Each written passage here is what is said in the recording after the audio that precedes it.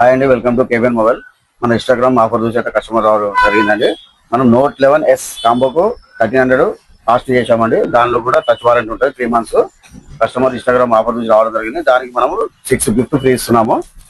Ear buds, PUBG mat, pouch, cable protector, cable, glass, ఈ 6 items 1300 లో display వేసుకుంటూ free అని జరుగుతుంది.